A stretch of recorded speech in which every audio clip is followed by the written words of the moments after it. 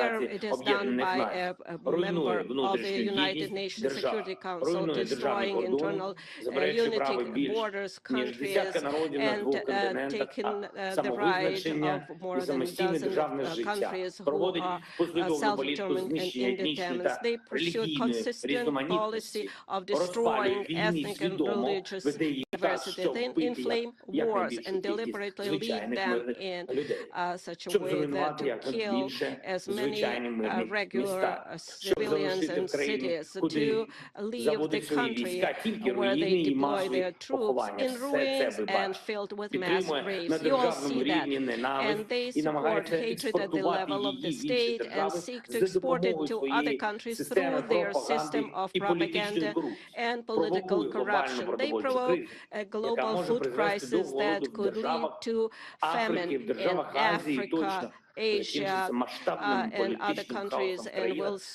surely end in large-scale political chaos in many countries, and destroying their domestic security. So where is the security that the Security Council needs to guarantee? It's not there, although there is a Security Council. So where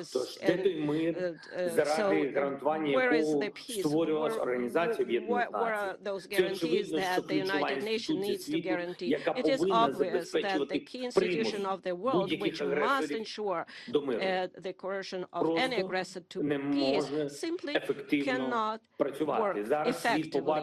Now the world can see that what Russian military did in Bucha while keeping the city under their occupation. But the world has yet to see what they have done in other occupied cities and regions of our country.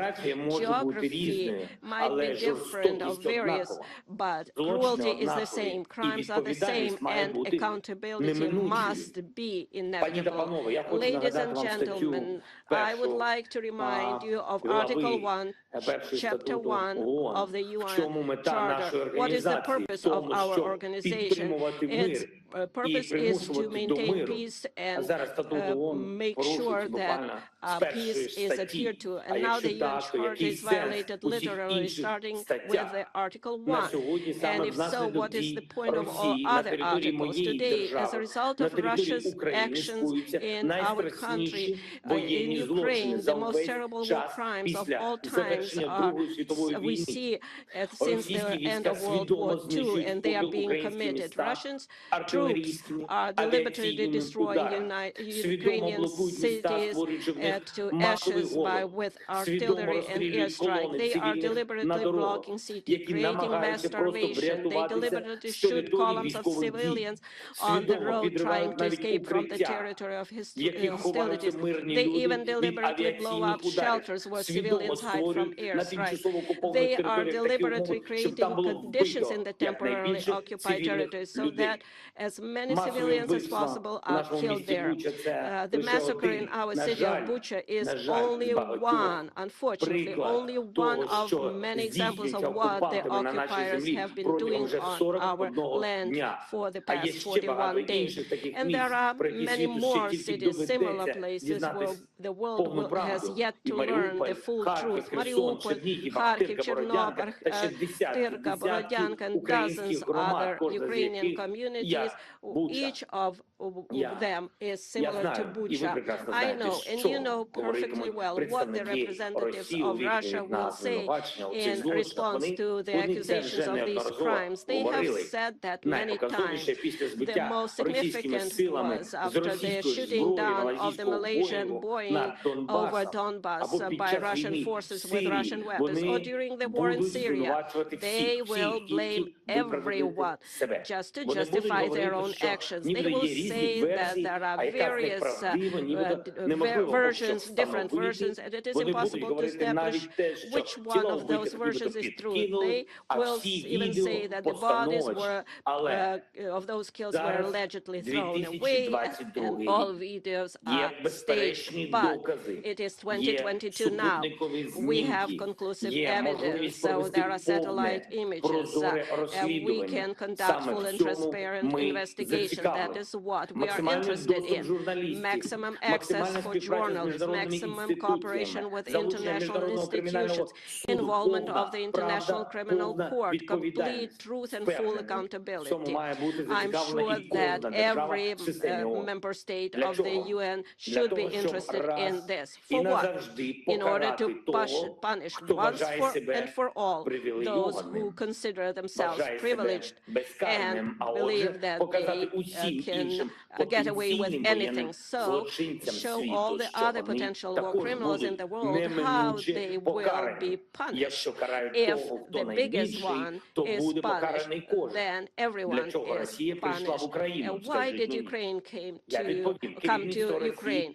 I will tell you, because Russia's leadership feels like colonizers. In ancient times, they need our wealth, our people. Russia has already deported hundreds of thousands of our citizens to their country. They abducted more than 2,000 children, just simply conducted those children and continue to do so. Russia wants to turn Ukraine into silent slaves. The Russian military are looting openly the cities and villages that they have captured. This is wide-scale looting.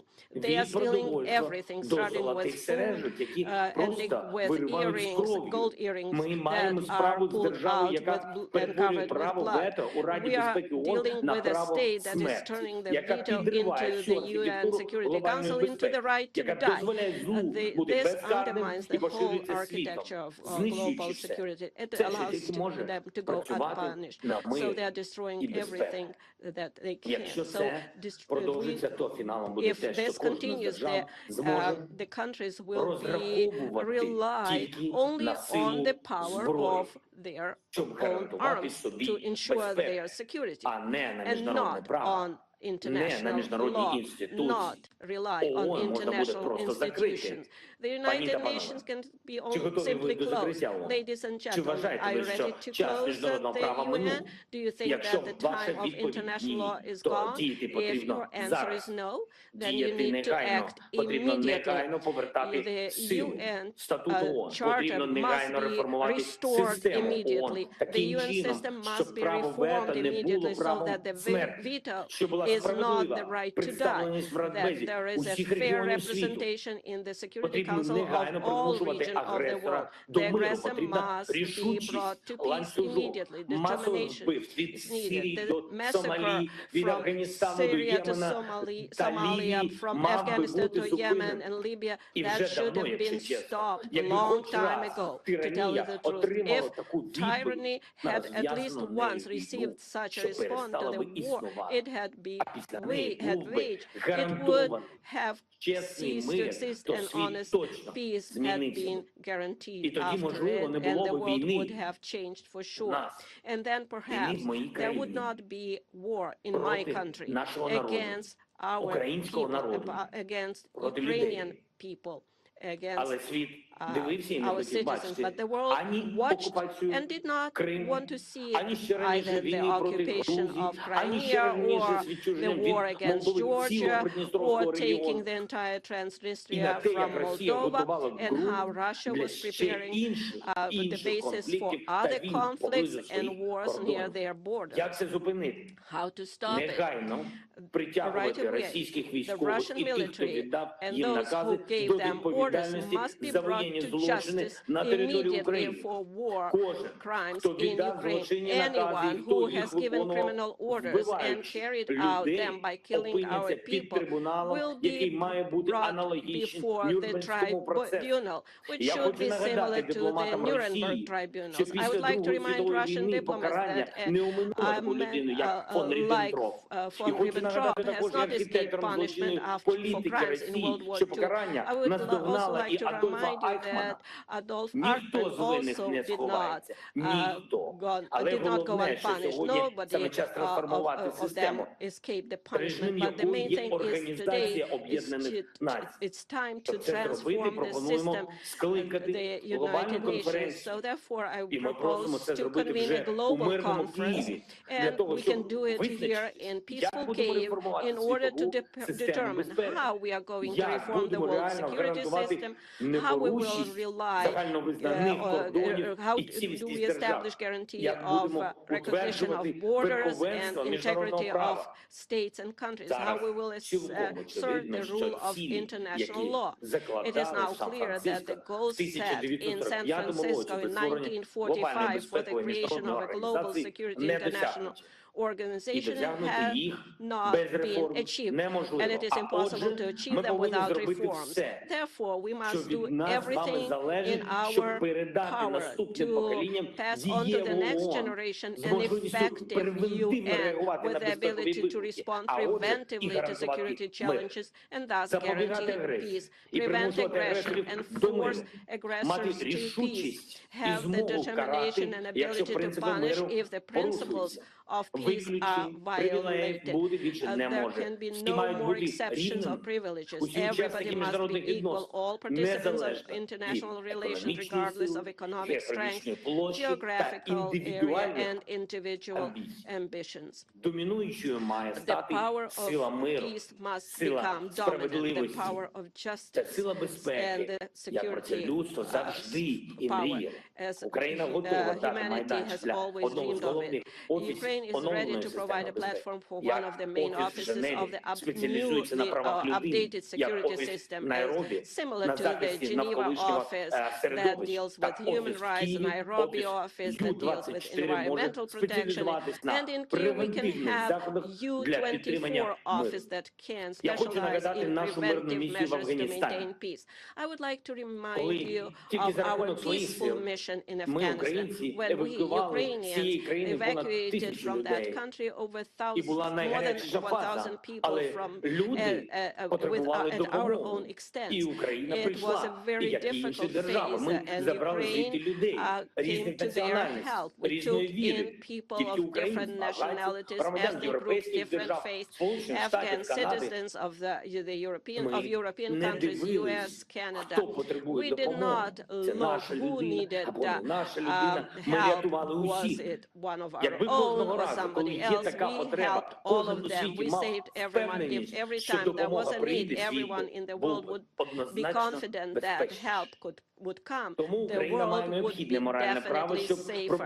Therefore, Ukraine has the moral right to propose a reform of the world security system. We have proven that we helped others not only happy time, but in dark times too. And now we need decisions from the Security Council for peace in Ukraine. If you do not know how to make this decision, you can do two things. Either remove Russia as an aggressor and a source of war, so it cannot block decisions about its own aggression, its own war, and then do everything that we can do to establish peace. Or the other option is, please show how we can reform or change, dissolve yourself and work for peace. Or if there is no alternative and no option, then the next option would be dissolve yourself altogether. And I know that you can admit that if there is nothing that you can do besides conversation, we need peace. Ukraine needs peace, Europe needs peace, and the world needs peace. And finally, I would kindly ask you very much to watch this short video. Please give us 1 more minute of your time, the video that we want to show that one country can violate rights. And that's the result of being unpunished. If possible, please watch this video, because it is impossible to get everyone to come to our country and see it with your own eyes. Therefore, I would ask you to watch this video. Thank you very much.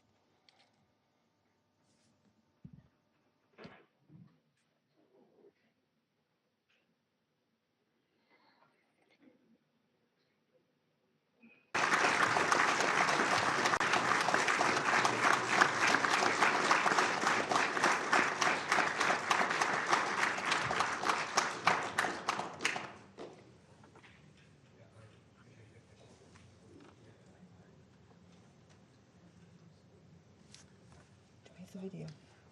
They have the video. They have it.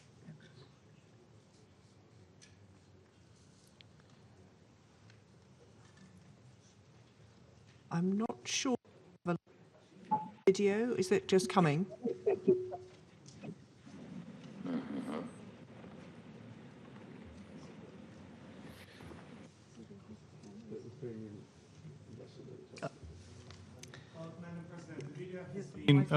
Uploaded to the technicians of the Security Council. So they have it in their possession. We will sort that one out. Technically, we don't have the video. So I propose that while we sort that out, I thank His Excellency Mr. Zelensky for his compelling and powerful remarks